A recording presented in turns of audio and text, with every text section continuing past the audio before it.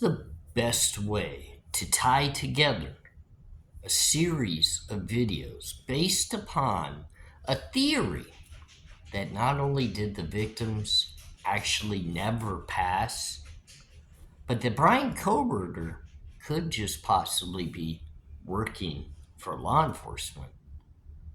But now you got to throw in the third most controversial discussion that you could possibly place into this sequence of events. Brent Kopacka.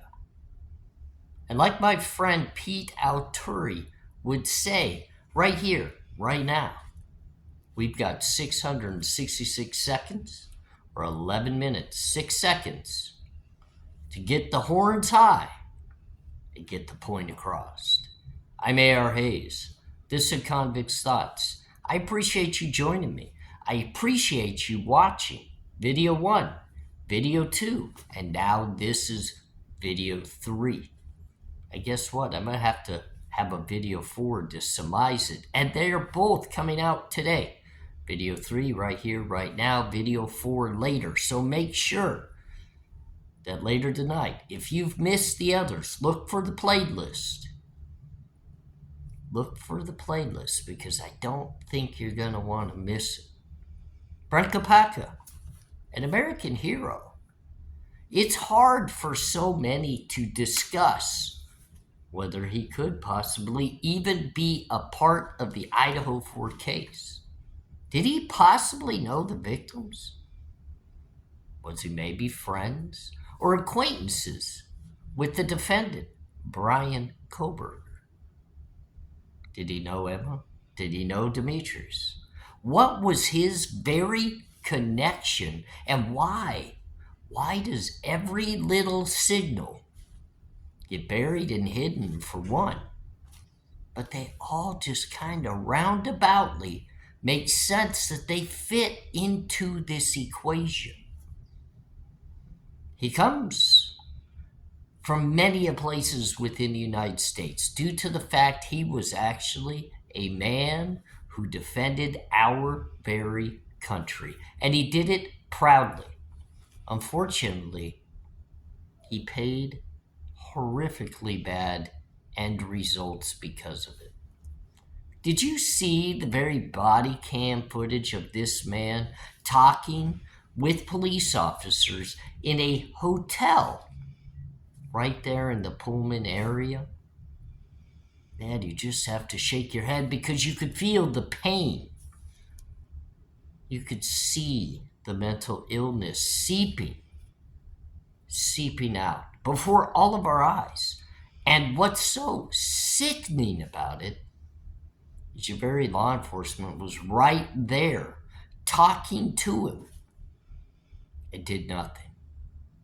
Did nothing. Even allowed the man, when they tried to identify him, to misspell his own last name, while possibly giving an incorrect address of where he lived. Now, if that was someone like myself doing that, law enforcement would pounce, stating that I was trying to conceal my own identity. But them, they had to have seen the mental anguish and the fear that Brent Kopacka stated that he was in. Even making the statement that his life was in jeopardy by somebody else just seemed to fly right over the officers' heads. Now, ladies and gentlemen, if you really think about it, Brent Kopacka, being an older individual than many that fit into this very case and equation, spells the fact he almost fits in perfectly with an undercover investigation. Could he be a plant? Could he be an informant working for the FBI in the area in one of the largest drug busts in West Coast history? Remember again, I'll remind you, and you have to think about it, 27 kingpins within the drug industry that at the end of the day, I'm going to guarantee it, by the time mouths are done running, this will lead all the way down to the south near the border of Mexico. And it's going to really bring some players directly into sight, whether they be a cartel or whether they just be another moving piece to the drug industry. It's going to literally come down to the bare bones of the structure of that industry. And Brent Kopacka could be a big part of that.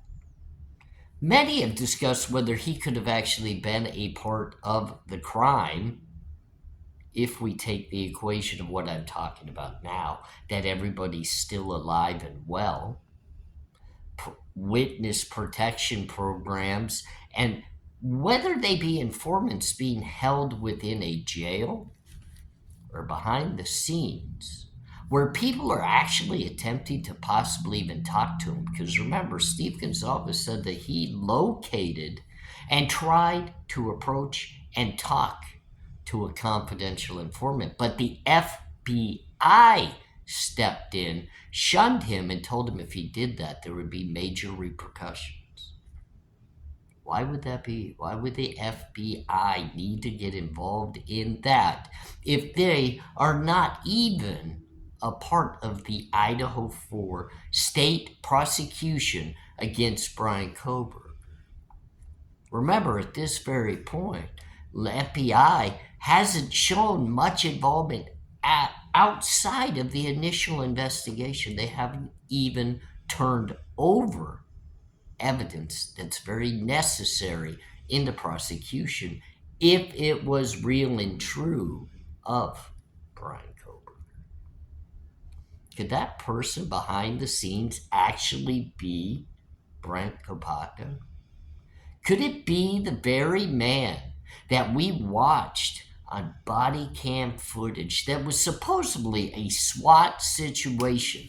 His very own roommate supposedly called in to 911 stating that Brent Kopacka was putting them all at risk and danger with weapons, firearms.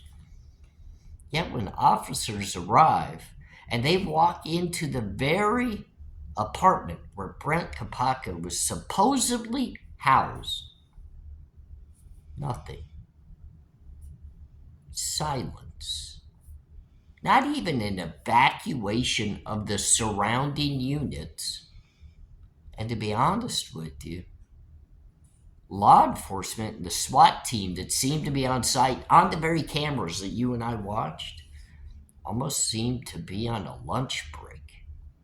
Very calm and collected for such a risky situation that ended up at the end of the day with Brent Kopacka supposedly being shot by a sniper as he was firing out the windows at all of those around, including law enforcement.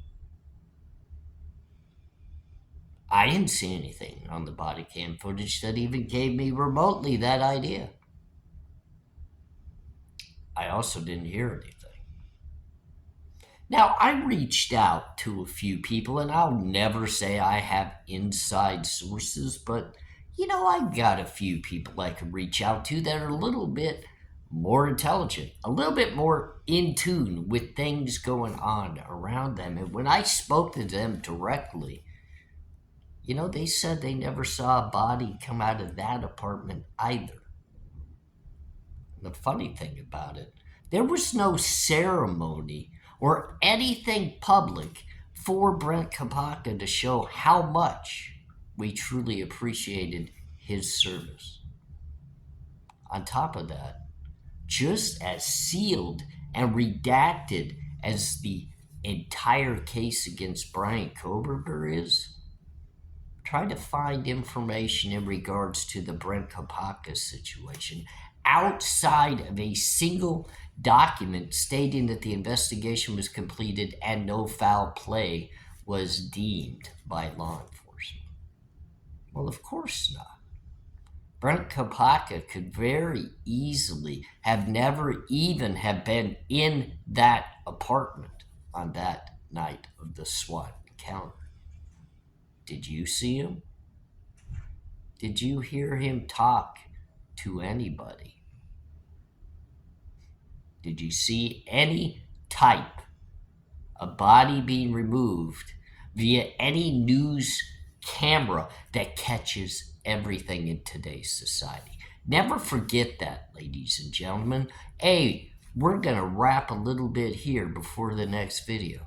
If you didn't see it, it may not have been there. And two, what have you ever seen the mainstream media miss their opportunity and chance for that perfect shot of the body coming out of the home?